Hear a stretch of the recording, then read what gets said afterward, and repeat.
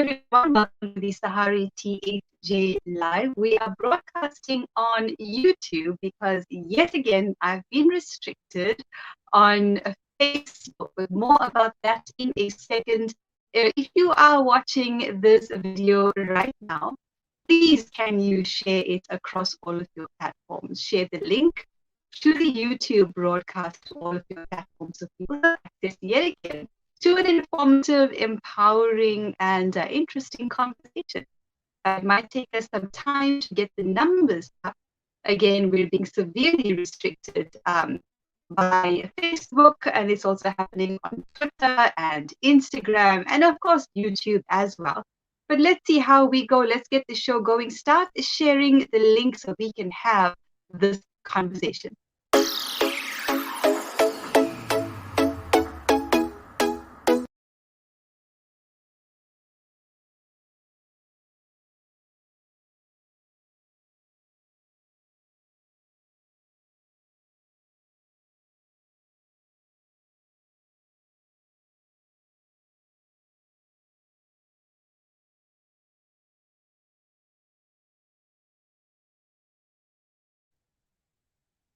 And we are live on the YouTube. Make sure that you're sharing the link to the YouTube broadcast across all of your platforms so that people know we are having this conversation. Of course, we'll share it afterwards as well. We'll share the link to this YouTube broadcast, of course, to the various platforms, in particular Telegram, so people have access to this conversation. And we're just going to remind our admin team to share the YouTube link so people have access and know that we are actually on the YouTube platform this evening. Absolutely ridiculous what's going on. There it is.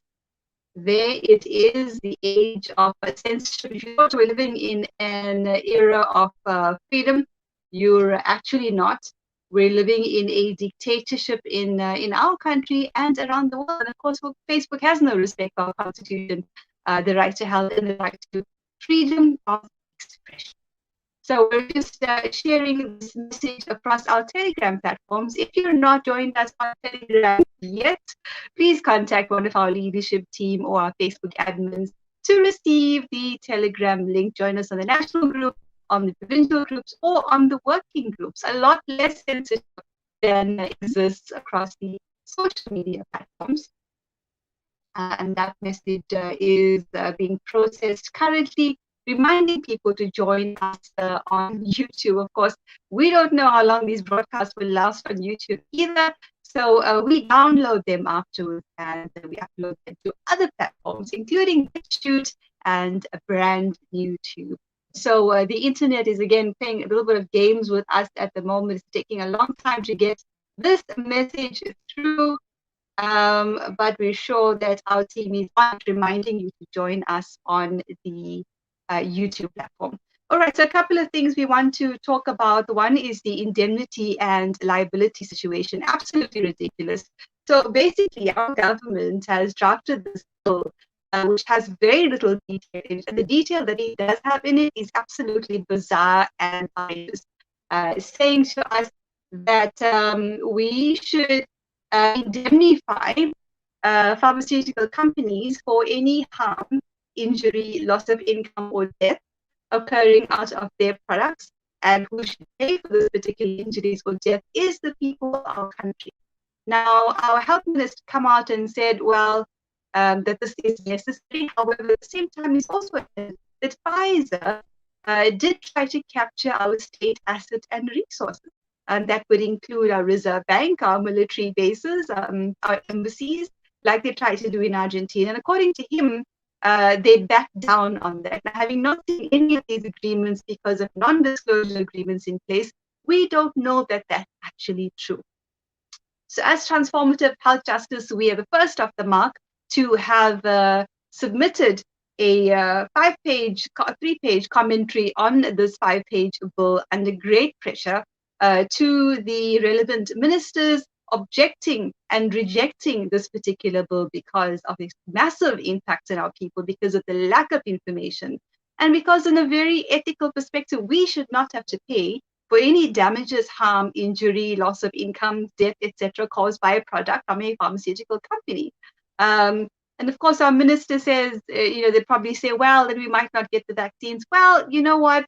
I don't think any pharmaceutical company is going to lose that opportunity to do business. It's basically a matter of calling their bluff and saying, well, we're not going to do it.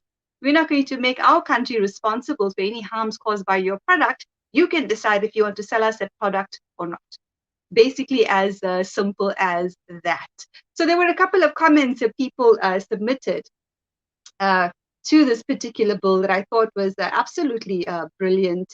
And we read some of those last week, and we're going to publish them in a poster format because there were such strong comments that our members actually submitted in response to this bill. Also submitting a response was AfriForum. There was Dear South Africa, which created a platform for it, and there were a couple of other organizations which don't really reject the bill, but think that there needs to be reform to this bill, which we think is a bit of a dangerous approach. We cannot say, okay, we'll pay for part of the damages that your product causes, and give us your product. For us, it's an outright rejection of that particular bill. And we don't know, what's going to happen next. What happened next? How many people actually knew that this bill has been drafted and put in the public space? Where was it actually advertised? The majority of our poor and working class guaranteed not seen this bill or did not have data or email to be able to respond to it. And of course, the bill was only in English. So if the majority of our people did not know about this bill, had no time to respond to this bill, clearly there is no public participation process. And of course, if challenged in court, that bill would be thrown out with the contempt that it deserves. The good thing, though, is that it raises questions about the modus operandi of these pharmaceutical companies, which of course we've been raising awareness about for the last couple of months, if not the past couple of years in a personal capacity. And so people will start to think, do we want to buy products from a company that's holding our country hostage? Can we trust them, considering they're trying to capture our state resources? I mean, that's a very important question. SAHRA, next bit of a news update, has released an app in terms of pharmacovigilance to report side effects due to medicines or drugs that they probably approve, right?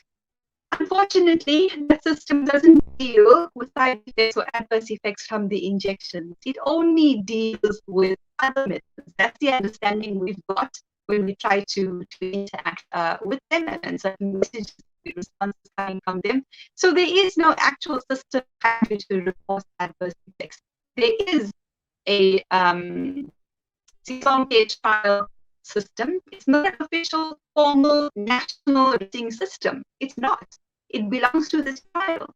And of course, the public doesn't have access to see who else is making complaints about what they are experiencing. So there's a complete lack of transparency. So of course, what we need is reporting systems that are credible, they're proactive, meaning you don't wait for people to come and tell you what they're experiencing. Remember, a lot of people, when they're experiencing adverse effects, are saying, well, maybe it's just normal. It's normal for me to feel sick or to feel injured, or to not be able to work, or to have blood clots, or to die, right? So there needs to be a proactive system that is transparent and trustworthy and credible and well publicized. Not for 1% of the population to know that these systems actually exist. The same amount of energy and resources that went and goes into promoting the injection campaign is the same energy and resources that should go into promoting the adverse effects reporting system. Write comments if you agree. We'd love to hear your comments. I'm going to check if we're seeing any of them. Censorship is just getting more and more ridiculous, guys. So let's check if there's any comments on the YouTube as well. So we need to engage this conversation, because what's going to happen is that our people are not going to be able to report the adverse effects that they are experiencing. And then we're supposed to claim from a fund that we actually pay for, not the pharmaceutical companies. So even those people who have injuries don't know that this fund exists. They don't know that the reporting system exists. And meanwhile, the pharmaceutical companies laugh all the way to their friends at the back. So let's have a look and see if we're picking up any comments on the YouTube channel. Sorry, guys, it's a bit of a change from what we're used to in terms of Facebook. What we've got to adapt. We've got to adapt, and that's happening around the world. In fact, people are being banned on Twitter as well. We now have a Telegram group called Banned. I'm one of the members in it, together with hundreds of people from around the world who are discussing the censorship, who are discussing what's happening in their countries, in our world, and what we actually need to do about it. So using alternative platforms is really important.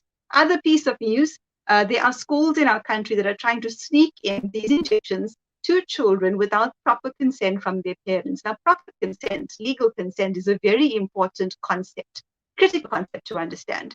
These forms that are being given to children or to their parents don't clearly define that these are actually COVID-19 injections. They say, basically, you'd agree to, we can give your child this, including immunization in a disease sort of situation, which sort of implies COVID-19 injections, but doesn't state so directly.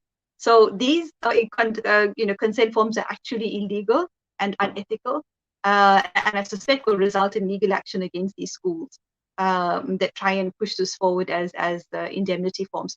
Also, compared to forms that exist overseas, which clearly state that these injections are a trial experimental phase, that the actual trial for these injections will only be completed in 2023, and that people are experiencing these types of adverse reactions. Other forms are saying that overseas. The South African one that we've seen is not saying any of it.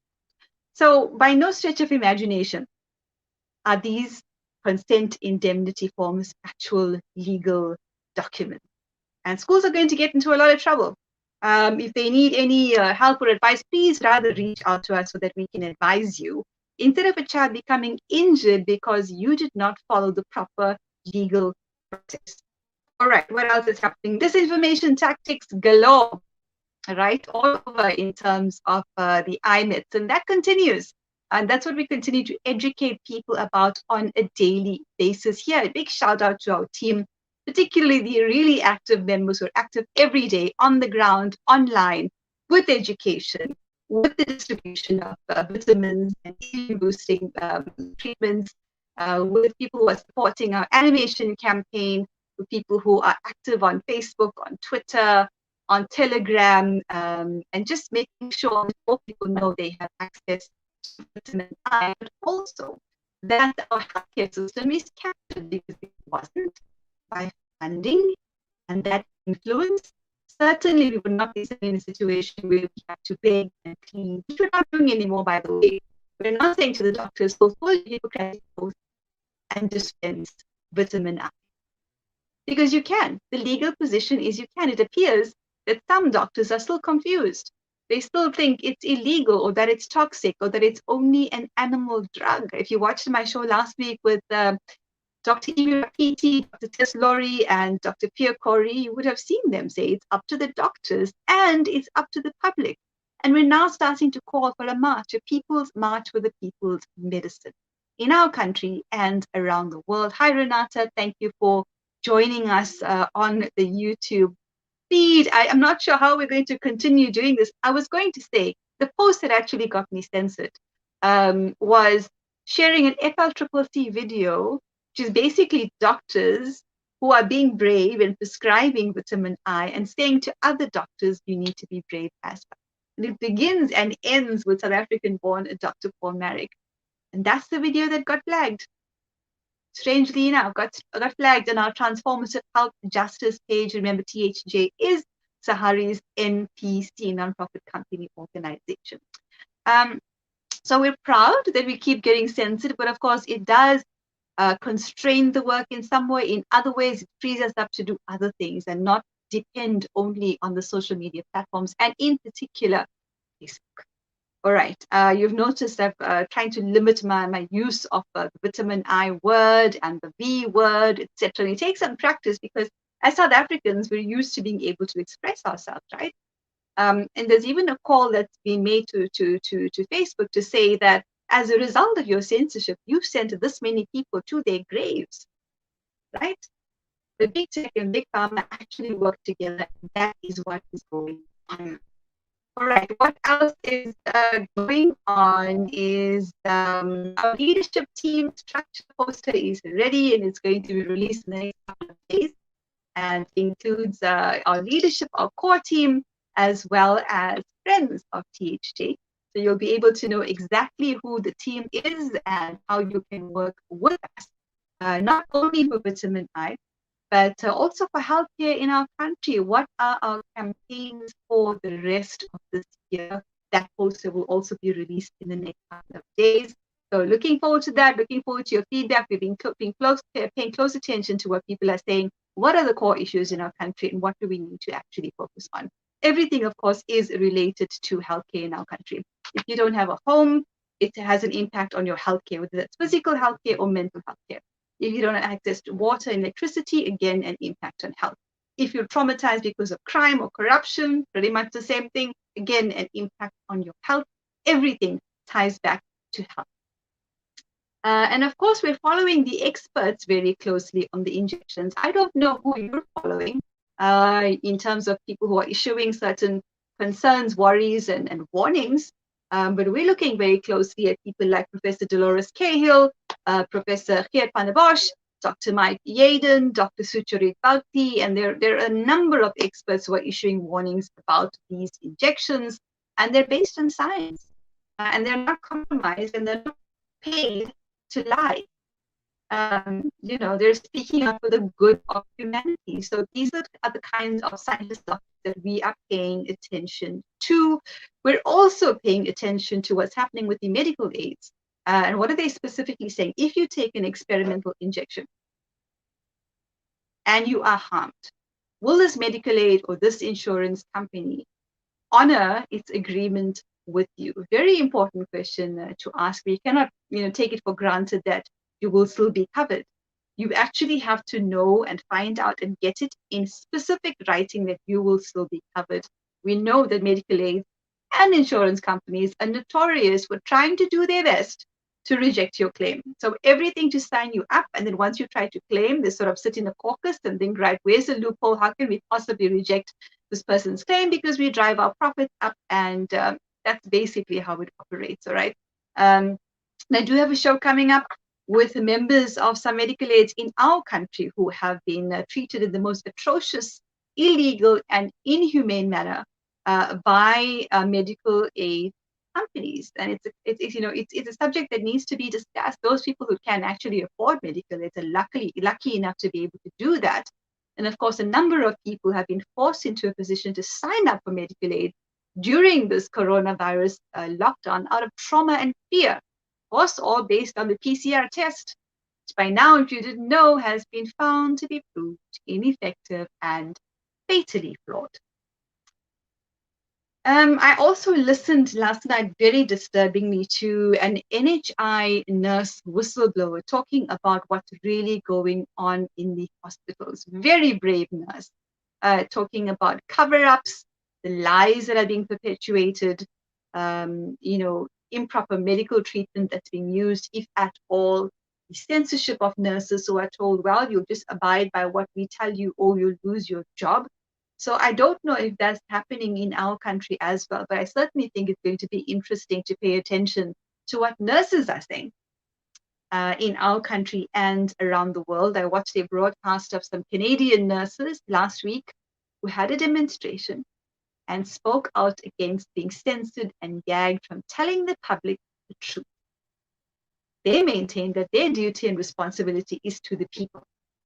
It is.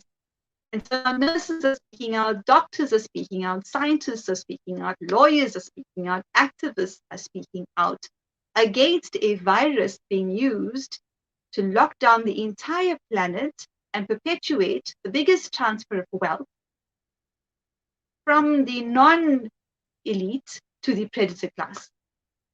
That is what's going on. It's economics, it's control, it's surveillance. Hi, Kapil Ramasar, nice to see that you've made it here. We're not on the Facebook because I've been restricted again. As with every other time, Facebook looks back at its records and reverses its decision and says, sorry, we've got it wrong. Thankful for that, at least. They realize they've got it wrong. But it comes at some expense. You limit it for a couple of days. But like I said, we do other things. We operate on other platforms. We also had last week on my other show, This is Africa, Imam Sheikh, the MP from the NFP, and Barent Ace from AfriForum, talking about these secret injection deals, their implications, and why they should be rejected. If you haven't caught that episode of This is Africa, I'd urge you to go look it up. I'm working as hard as I can to get all of my content up onto BitChute and brand new too. If you can assist to do that, it would help a lot. Some of us are working really long hours. And if you've got an hour or two to spare to assist us, reach out and ask, how can I assist you? What can I do? So very soon, in about 9 minutes, we're going to be in conversation with one of the THJ leaders, Verushka Soma Memdutt. You might be familiar with her.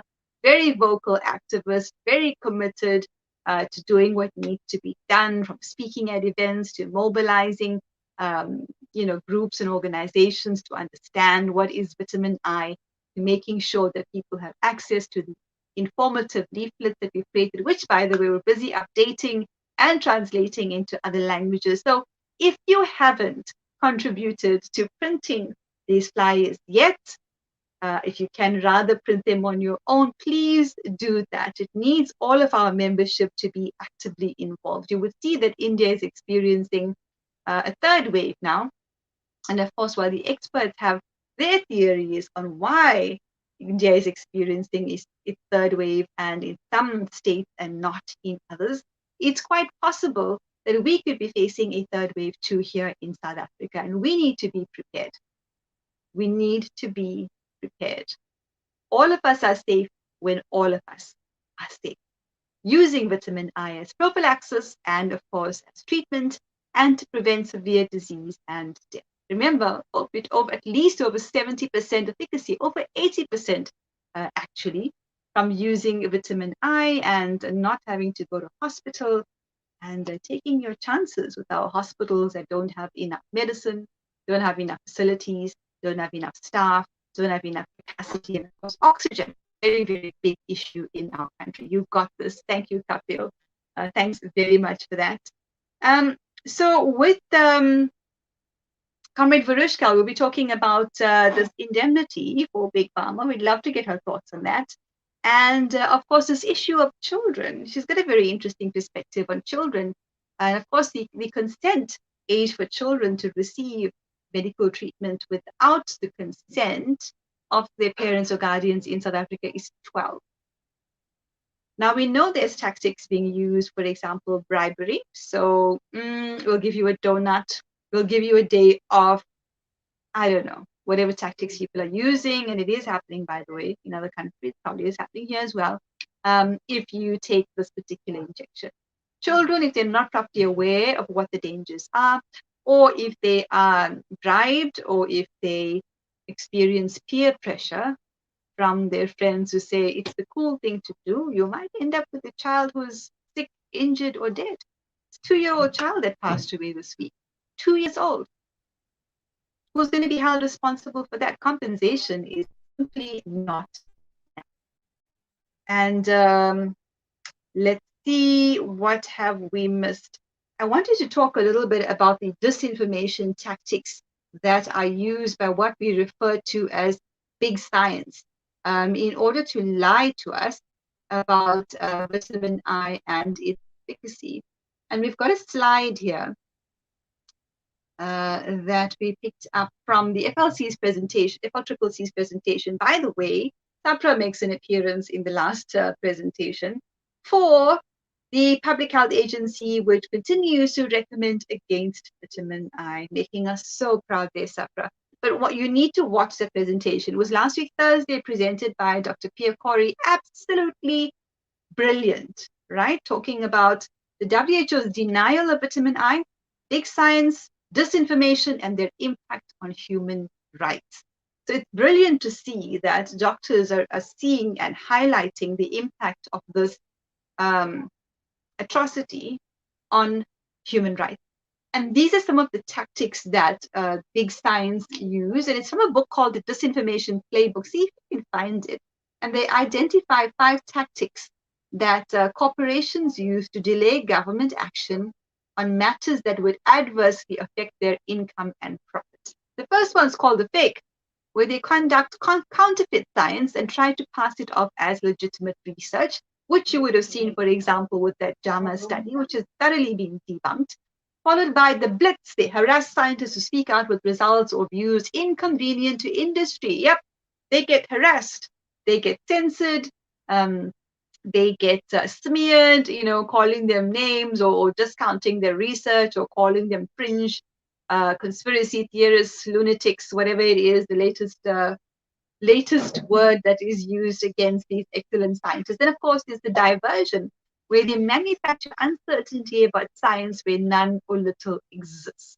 So, for example, they will put forward one of their favorite establishment scientists or doctors to say that actually this medicine doesn't work and we shouldn't be taking it.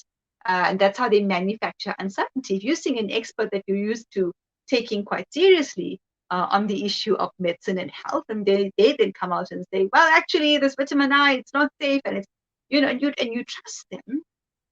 And now they're going to answer to their conscience, but they do that, and they've done it in our country as well. The 4th way out of 5 is the screen, where they buy credibility through alliances with academia or professional societies. So they say that our position has been endorsed by this organization, or that professional society, or that particular civil society group, which is compromised by funding and influence, and that's how they buy credibility. So it's a screen in front of the public, and the public sees these organizations come out and say, yeah, we agree with the regulator, we agree with government on this. Meanwhile, on every other matter, they completely disagree with government. But on the matter of vitamin I, interestingly, they're on the same page. That's called the screen. Last one, called the fix. Remember, we're talking about disinformation tactics used by corporations to delay government actions and matters that will affect their income and profit. The last one's called the fix, where they manipulate government officials or processes to influence policy inappropriately. And you'd see that not only on the issue of vitamin I, but also on the injections, where Pfizer, for example, has said, we'll give you our injections if you sign over your fiscus and your assets and you absolve us of all liability and hold your own people liable for injuries or death, loss of income caused by our products. And that's how they operate. So those are the 5 different tactics. Know them well so you'll be able to identify them when you see them. The fake, the blitz, the diversion, the screen, and the fix. And that is from a book called The Disinformation Playbook, highlighted in the FLCCC's last webinar on Thursday, entitled The WHO's Denial of Vitamin I, Big Science, Disinformation, and Their Impact on Human Rights. All right, we're getting ready to welcome Verushka, Soma, Memdutt into the conversation. She's got some very interesting conversation to have with us today. And we're waiting to hear her views on this particular topic today, which is basically talking about indemnity for big pharma, as well as children being told that you can take this injection, and parents not realizing what injection is actually being spoken about, what is the legality, what is the constitutional position. All right, Comrade V will be joining us shortly. If you've got any comments or questions or anything thus far, please do let us know. And there she is. Comrade Verushka, welcome to the THJ Sahari Live. Wonderful to see you.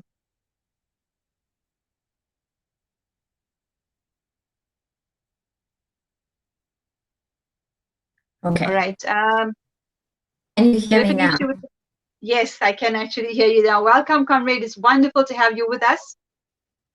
Thank you. It's always good to be in your presence. Thank you very, very much for that. So, Comrade, lots of things happening. We've just done a bit of an update and some news and views and updates and call to action. But with you, we want to specifically talk about this indemnity, right? So in terms of petitions, Sahari launched in January, and one of its actions was that petition that has almost 60,000 signatures. And we've been told by change.org, with a couple more, it will be one of the highest signature petitions on their platform ever. So excellent to everybody that signed it. Currently, we've got a petition saying no, or basically saying that we disagree and we say no to secret injection deals, right? We want all of those deals to be made public. So let's start there, Comrade B. I did have Comrade Menzi on last week talking about that. But what are your views on those secret injection deals and the implications for people of our country? It's very simple, Comrade Shabnam. You know, if anything has to be kept a secret away from the public in a democracy, it in itself raises so many questions. Why would you keep something that concerns the public? Firstly, their health. Secondly, their pocket, because obviously the money of the state is the money of the people. Right. Why would you want to keep those contracts or deals secret? The people must know what you're spending it on. They may not immediately have some impact on or influence on how you're going to do it, but surely they need to find out. Because when we're asked to comment, it's like, comment on this box of apples while there are 50 missing and there's just 10 beautiful ones left. You know, that's a comparison you could use. So if the government are serious about us, they would not conceal the truth. They would put it on the table, lay it bare, and let the people know the truth. Because at this stage, it's almost as though we are left to just accept the decisions made by a few. And when I say a few, it is that elite, predator elite, as I've heard you say that before, the predator elite. And why I say this is, at what stage does that message reach us on the ground? It's almost as though the decisions have been made and we're just communicating it. That's just my view. And I think it's very important that the public take us seriously while we sit here, and some people are going like, I just want to live. I will take that injection. I will do what it takes. I will sign any piece of document. Have you read the contents? Have you researched? No, not even researched. Have you just opened your Facebook, Twitter, maybe a community WhatsApp group at this stage, because it's in our communities already? And you will find that there are consequences for what is going around. The injection already, my WhatsApp groups are buzzing. I've got a fever. And this is it, you know. If someone close enough as to being on your WhatsApp group is reporting negative side effects already. Some people are telling us, I've been in bed down for a week. I've had a temperature. They told me it would come after 24 hours. It's been 12 hours and I have a temperature. I'm feeling miserable. My body. So, I mean, all of that. When is the public going to be informed that, you know, this is really what is going to happen? This is what we as people on the ground want to know. Yes, your big deals are important. And you may think that we don't understand it. And not you, but the people in power, the powers that be.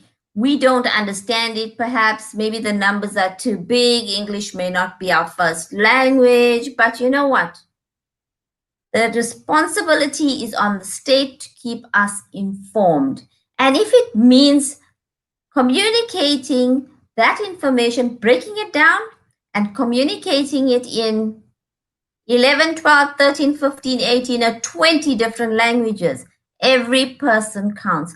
And it's time that we took us seriously. The state has to take the people of this country into its confidence, trust us, and let us be part of everything that you are doing. Whilst now Absolutely. yes, we are not just recipients, we're not hobos. We wake up daily, we're making an impact, we're waking up to see each other make it through these days. These are not the easiest days, not for us, not for any. What is the state doing for us? Imposing laws, stopping us from restricting our movement, restricting our opportunities to trade, restricting, it's just like a whole bag of rules. There, go. They throw it at you and you've got to survive. I mean, at what stage do we matter? When is the government going to say, you know what, South Africa? Hello, fellows. What does our president says? Fellow South Africans, I really care. I really care. Today, I'm taking you into my confidence, and I'm not going to let someone sit at the NAC office for 50 something days. I'm going to listen to them. But if somebody can sit in one place for so many days, who is the ordinary person on the street who hasn't raised their voice yet? Yet we are raising our voices, and I want to come back to that petition. You've made such important points there, Comrade Verushka. A comment here from Kapil Ramusar, who is very active on our different platforms. Kapil, thank you for that. And he says, all the independent organizations that should or would have stopped this global capture by the big pharma have already been captured. Legal systems, medical boards, judicial structures, and of course, Kapil, we must add certain members of the civil society groups who are actually not outraged by the mere fact that right now our military bases, our embassies, our reserve banks, whatever little fiscus we have left, could actually not belong to us anymore. They couldn't. The minister says, we didn't sign up for that. Pfizer backed down. These pharmaceutical companies don't back down. They don't back down. And until we see proof of that, we have to assume that our country is completely captured. It was captured before with funding from certain philanthropic organizations hide behind philanthropy. But now, looks like the entire country is captured. Comrade Verushka, your thoughts and comments? Comrade Shabnam, we cannot control what everyone does, but we can continue to tell the truth. Yes, among us there are people who are being held hostage because of their views and obviously where they belong or where their work is based. But in saying that, I must tell you that I myself know that their hearts are in the right place. So at some stage, I believe that once given sufficient information, remember, right now as we sit here having this discussion, our Facebook stream's been blocked. Our YouTube feed is not clear, and we don't know how many people are not hearing what we have to share. So we still need to get the word out there. We also know that some civil society organizations are dancing to the tune of the funders. Let's not deny that. We know very well that some civil society activists within that area have signed non-disclosure agreements. We are aware of that. We know how people are being, what is that word we used earlier? Kept silent. They're being censored to some extent. You can talk about this, you cannot talk about this, and this must be known. Because South Africa is a democracy. Why are we behaving this way? There's a constitution, there's a Bill of Rights, and then there you go. You're not allowed to talk about X, Y, or Z because it refers to the injection or it refers to an alternate medication. What is going on? Tell it all. Let people choose. Do you still believe we're living in a democracy, Comrade Verushka, 1 year of this lockdown later? Do you believe the world has lifted from our eyes and from the eyes of many people that what we're living in is not a democracy? It's a corporate-controlled oligarchy. So, I don't believe that this is really what democracy is. But the truth is that we are responsible to create the democracy. If our leaders have failed us, we need to do the right thing. The other day I heard the president, it was an old video I watched him say, I said that the lockdown will end in, I don't know what month, but I did not mention which year. Yeah. And I mean, yes, you sitting up there in your glass house can say that and laugh about it. Like it's a joke. It's not a joke, and that's the truth, I'm glad that some people can actually laugh about it. But for those of us where maybe 3 or 4 of us are living in a tiny little 2-room or something, it's not going to work. It's not working. Imagine you're living in a shack. Then maybe there's 2 or 3 people living in there. They can't go to work, or they've lost their jobs. There's no way you can, I know in KZN, one of the most difficult things is informal trade. You cannot earn a living informally. You're stopped, you're harassed by police. I mean, what happens to the ordinary person? Unemployment being so high, what happens to us? Depression, Verushka, depression and suicide. And now they're planning to bring an end at the end of this month to that insult of a 350 Rand relief fund. What are your thoughts on that? I do know that, some organizations are fighting to continue the 350 Rand insult. I actually believe that we should be asking for more right now.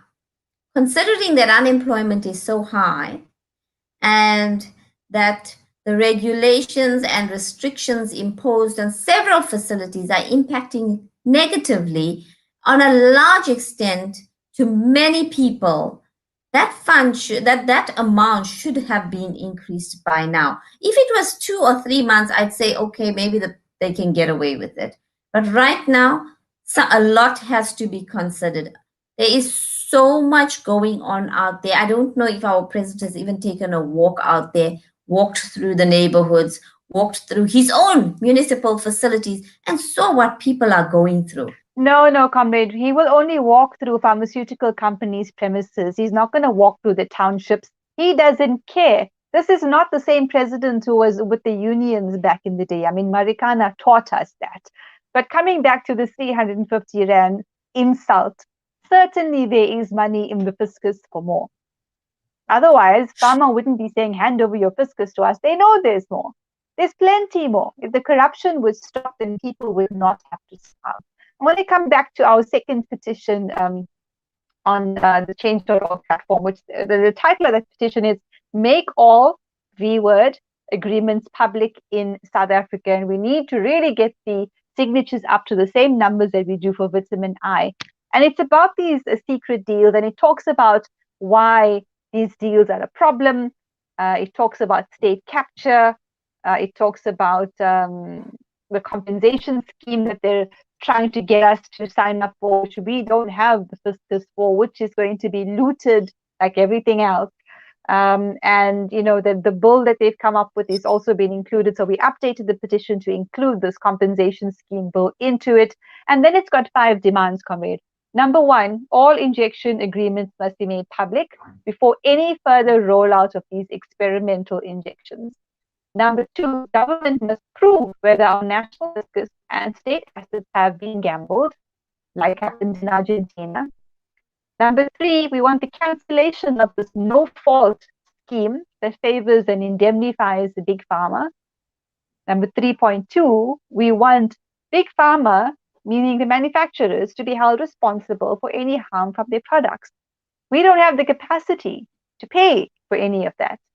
And number 4, and the 5 demand says, we want full information about an official, credible, transparent, proactive, well-publicized and multilingual injuries reporting site and mobile app, and it must be made immediately available to the people.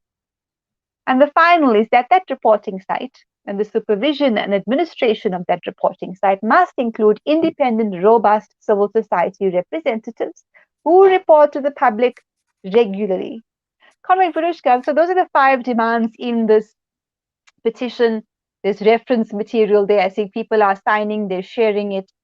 Can I get your thoughts on this reporting system issue? There is no official, national, credible, transparent, representative, well-publicized, accountable, proactive reporting system. It's over 1 year later, there's no reporting system. What are your thoughts on that?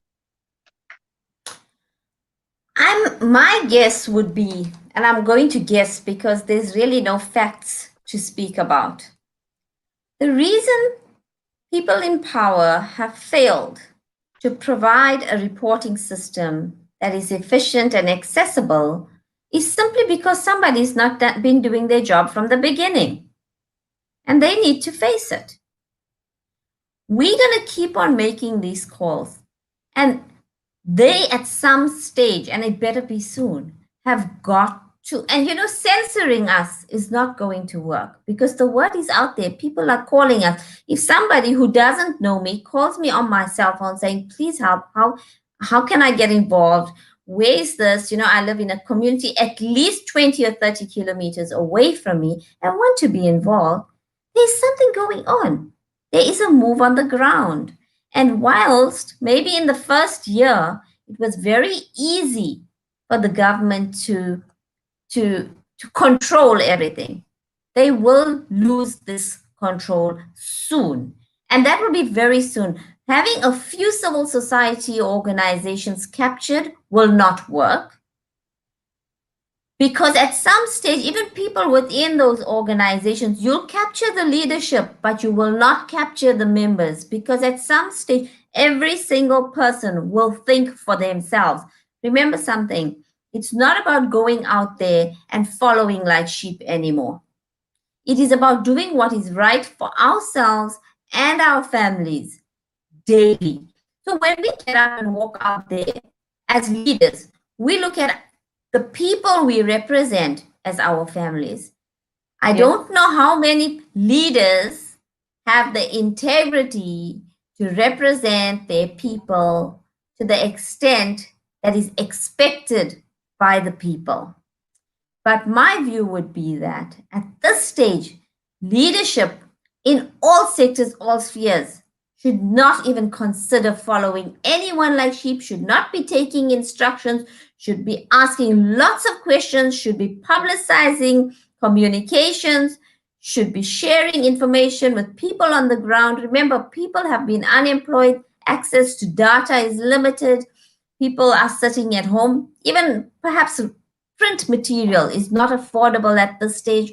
So word of mouth is one of the greatest ways to share information right now. People have been really pressed to an extent where desperate times have been reached, and now is where times for desperate measures are here. So absolutely.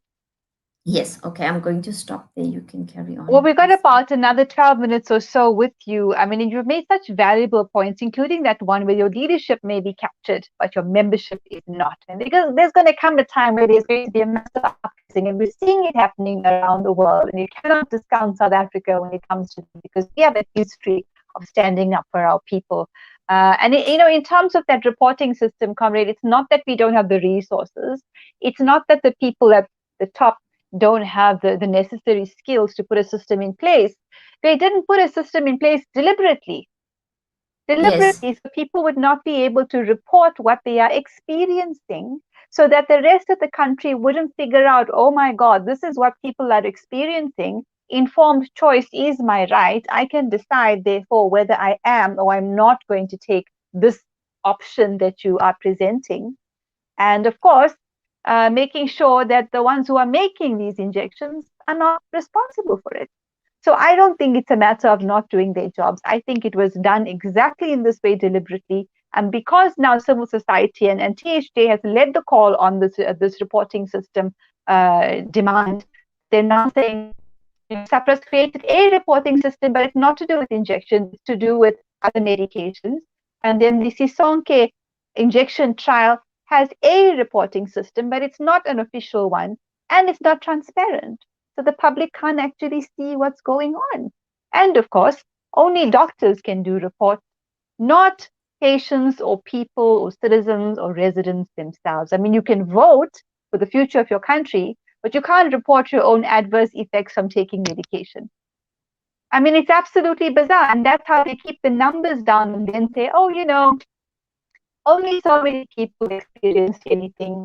They set it up this way. It's engineered this way, like they do everything. As and I always say, no matter how evil you think your government and their handlers are, they're a lot more evil than that.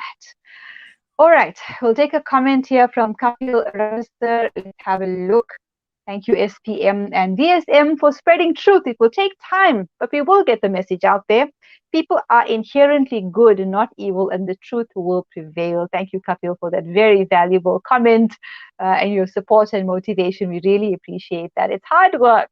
It really is very, very hard work. And I think sometimes people think, you know what, leadership has got it together. We don't have to do anything. They'll handle it. An organization is only as strong as how active its members are. And so certainly we need to be as active as people like Kapil and Renata, who both joined us here.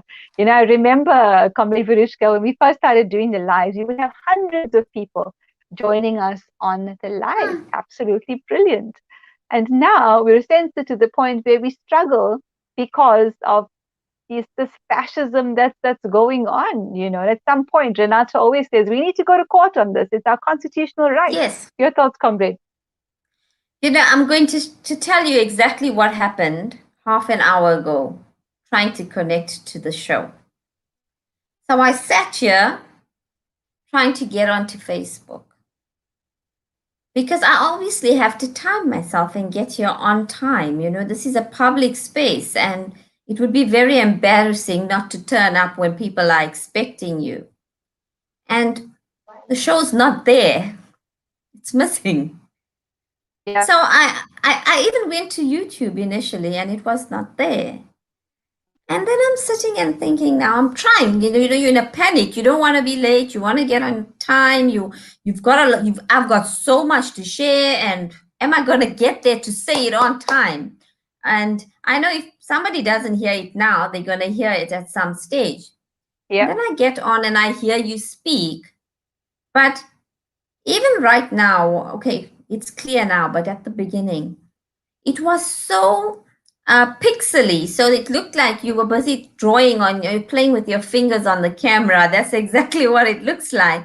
And for obvious reasons, because, I mean, you definitely have something very critical to share, something that most people want to hear, but very few want to actually allow them to hear it, you know. So there's some controlling factors, and I don't think that this is within our constitution, within our rights. It must be challenged, and unfortunately for right now, we have more important work to do. And but I do hope the whistleblowers that work at these tech companies start to speak out, comrade, because they can't be comfortable with being told you need to censor this, you need to control that, you need to restrict that person. It's an abuse of human rights. So we need whistleblowers from these organizations to actually start speaking out. They are actually. There's a group called Veritas, and the whistleblower on the inside of Facebook, who's reporting on what it's like to work in that organization. And it's not actually a social media platform. It's actually, for one, to sell you things. It's an advertising platform. Two, it's to conduct surveillance on you, because all of your information is on there. And three, it's to influence the way that you think, right? And you know, this lockdown has been one of the ways in which they've brainwashed people into subscribing into this way of thinking that this is normal. No matter how bad it gets, as long as I'm not affected, I'm going to accept it. So that's exactly what these social platforms are about. Yeah, no, you don't definitely. This lockdown, what they've done is they've put people into small spaces and fed information to them. And for the few of us that were fortunate enough to see beyond that, we found alternatives and other opportunities, other options, and we've shared.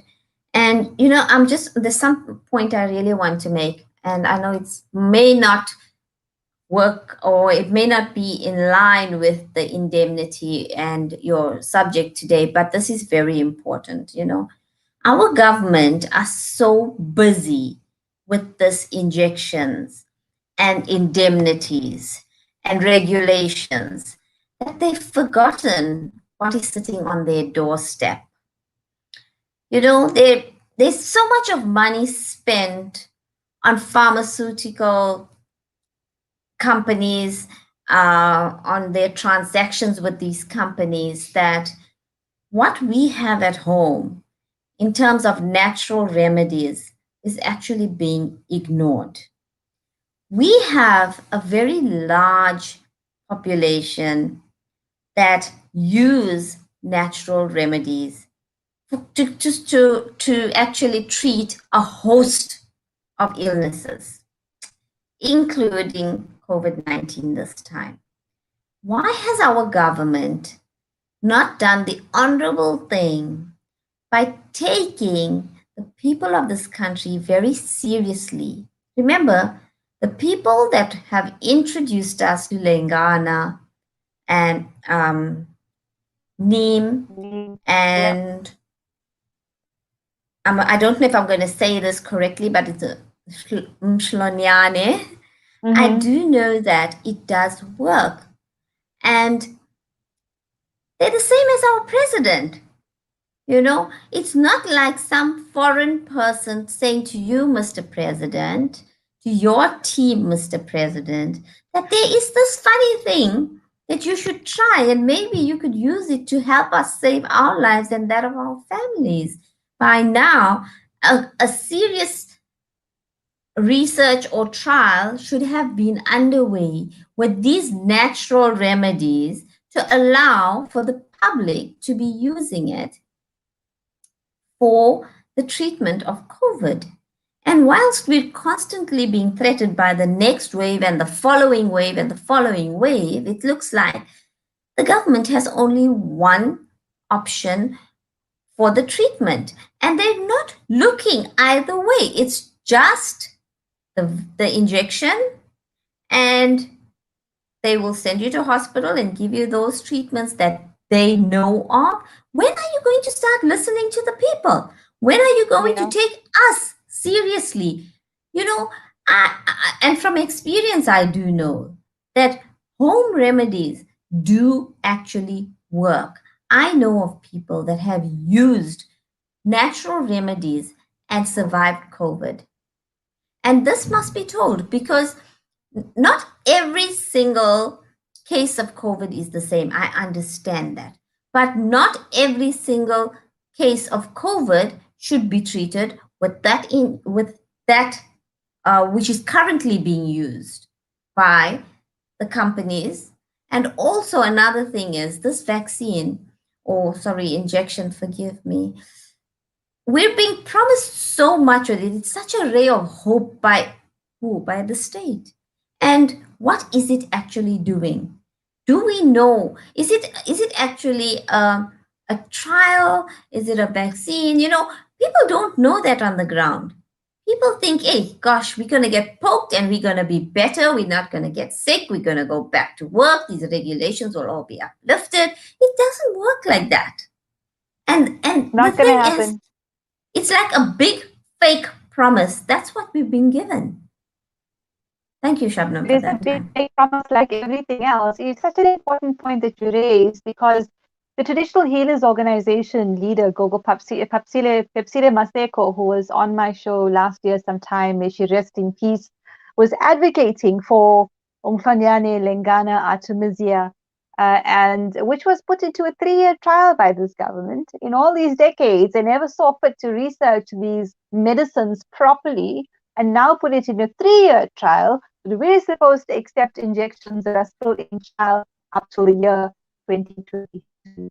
They won't accept vitamin I, which is a 40-year-old established science-based drug. The only explanation is conflict of interest and corruption. There is no other explanation but that. Exactly. But you know, you're also making a point about reports that you're getting in the community. All of us are getting those reports. We're getting reports from nurses. We're getting reports from doctors about a nurse. You know, this nurse is paralyzed. You know, that professor is experiencing blood clotting issues. This other nurse is experiencing headaches and dizziness. Again, signs of clotting that are present. So we've been getting this report, and doctors were saying we're trying to report to SAPRA, but SAPRA is not interested. So people are experiencing adverse effects, and they're serious adverse effects. But the government, because of its analysis, says everything's fine. Nothing's wrong. How can they be clotting in other countries but no clotting here? It's lies. That's what's going on. And eventually the people are going to revolt.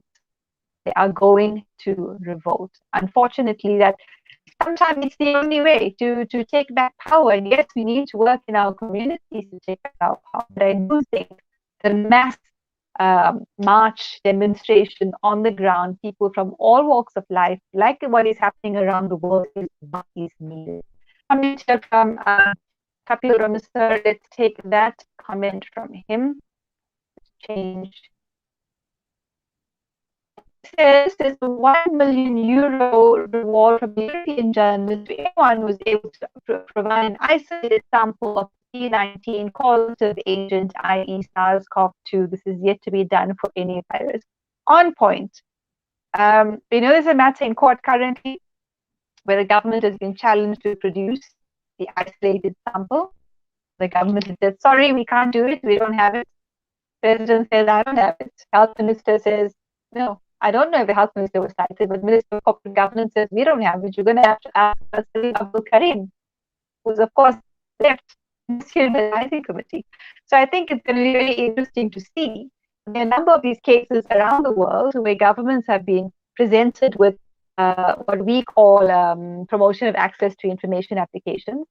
And I think they call it freedom of information or speech applications, where governments are being told and regulatory authorities are being told, show us the isolated virus. And all of them are saying, we don't have it. We don't have it. So what is really going on here? What is really going on? How are we being held captive when governments cannot produce a sample of the virus? Thank you, Kapil, for that one. Go research it, guys. Mrs. Richter, Sharon Richter, the love of money is the root of all evil. We might not have enough money to fight the big bucks, but we have people to fight the good fight. Oh, I love that. I think we need to take that and put it on a poster. All right.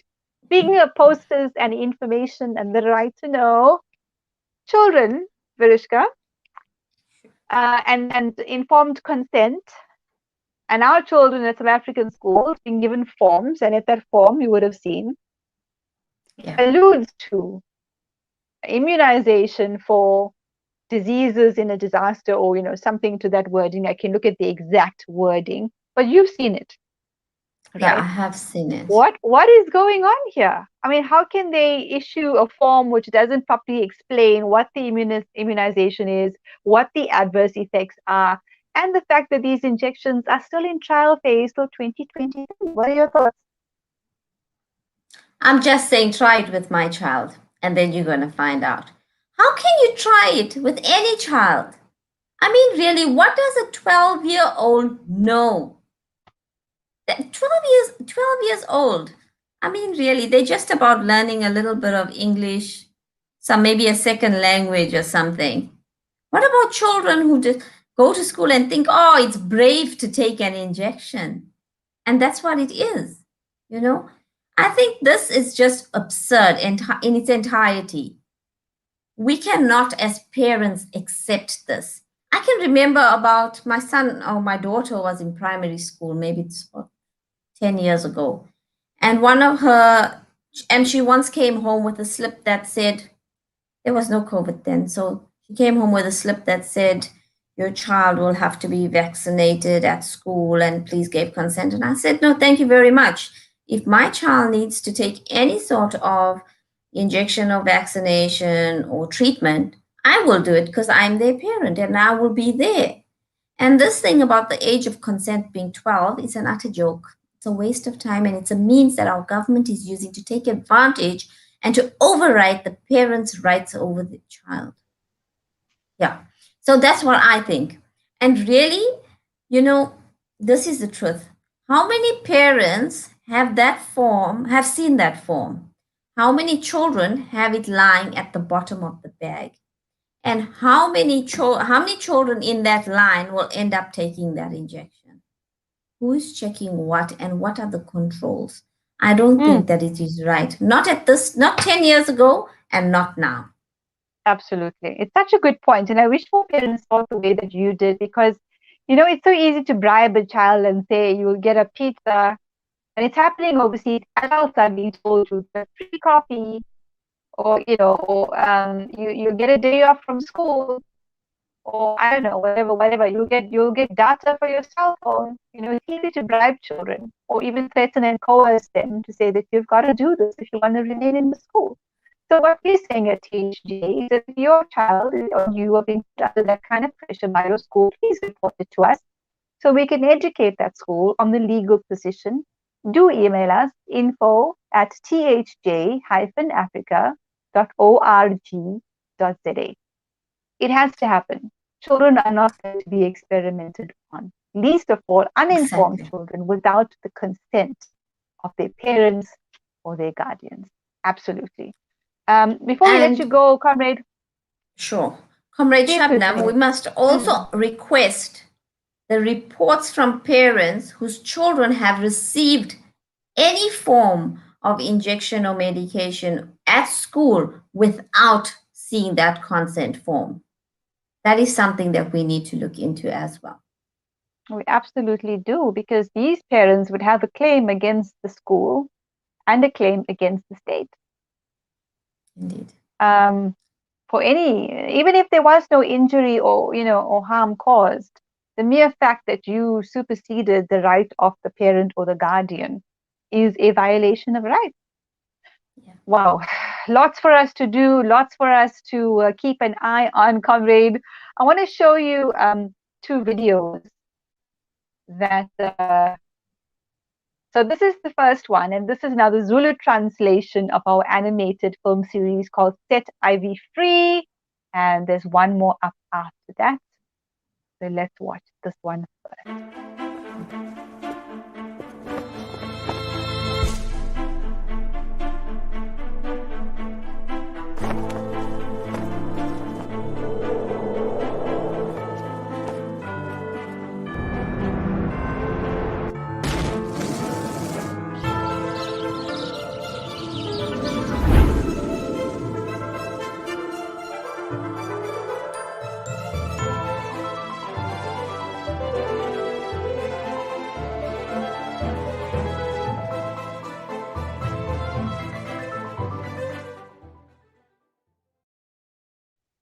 Translations there by Comrade Menzi Maseko. What are your thoughts? That is awesome. I'm really proud of our team. We've come a long way. Let's just say that. And we have a long way to go, but we've come a long way. And I'm so proud of us. Totally. We're becoming entirely inclusive. And this is what it is about. It's the first global animation, Comrade, and it's coming out of South Africa. And we're at THJ is not even 4 months yet. Imagine the great things that are going to come from here.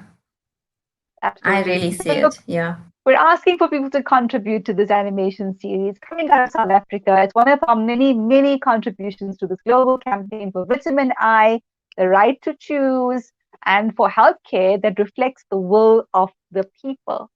If you contribute to this animation series, you can have your name or your business name in the film credits. Send an email to info@thj-africa.org.za. Send us that email or click on the Quicket fundraiser that we started and make your contribution there. All right, we've got one more video for you, and I think you're going to enjoy this one. This is Comrade Tesna Aston, who is part of the THJ leadership, and she was very, very ill for like 2 years, very, very ill, and taking this. Let's watch the video, and then we'll come back and talk. Welcome to the Anecdotal Show. My name is Tesna Aston. Today, I'm going to bring you another recipe. This time, it's a toxic cocktail designed to leave you on your back for months. Shall we begin? 2 of these. This is the basis of your cocktail. 5 milliliters of this. You can shake that up as well if you wish. This one here, you can add in 10 milliliters of that. If you're feeling particularly adventurous, you can try this. For extra effect, this is one of your main ingredients. You can try this as well. So you can use this attached to a nebulizer, as that helps. And then If you're really not happy with the result, you can try one of these, the flu shot. When you have all of those, as I did, you mix them up, stir them up, and guess what happens? You have a toxic cocktail. Or you can simply try ivermectin, which is what I did. For 2 years, I was on the toxic cocktail. For 1 month, I used ivermectin. I'm now able to walk from 2 steps to 6,000 steps daily. Please join our group, our Sahari THJ group on Facebook, or the Telegram group by the same name. Join me in the fight for our right to health. Have a wonderful day. Thank you.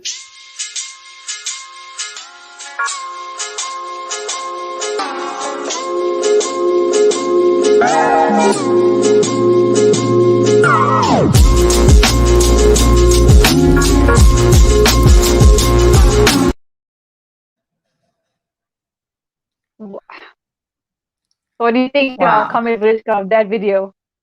That is the truth flowing, eh? I mean, we need more people to tell their story.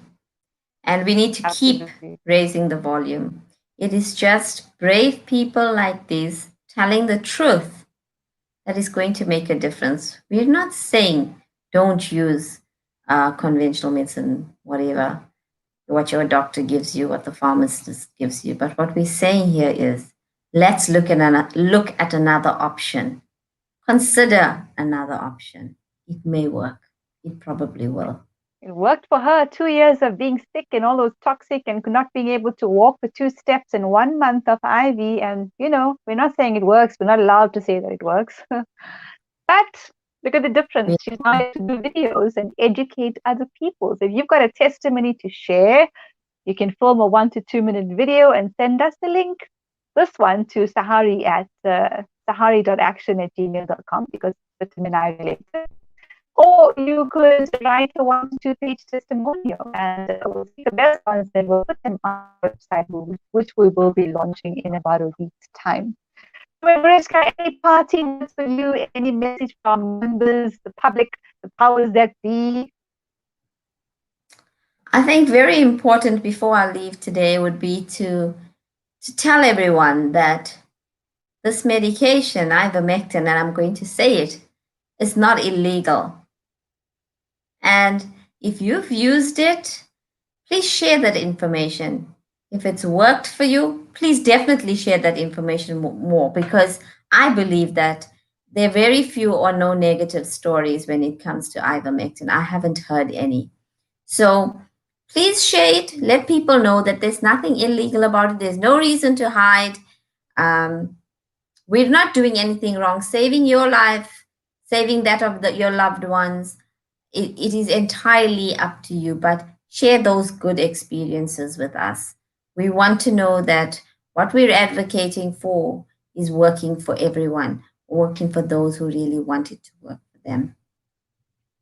Thank you, Comrade Shabnam. Absolutely. Such an important message. Thank you, Comrade Verushka Soma Memdutt, for joining us. Verushka, of course, a member of the leadership team of Transformative Health Justice. Thank you for joining us, and we look forward to working with you and to having you back to share your views and motivate and empower our nation.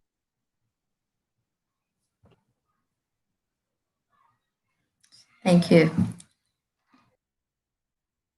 All right, that was Verushka Soma Memdutt, the THJ leadership member team. Thank you very much. That's been our weekly update. We'll be sharing the link to our podcast so that more people have access to information that is inspiring, it's informative, and it is empowering wherever you are in our country or in our world. Remember, the power of the people is stronger than people in power. Good night.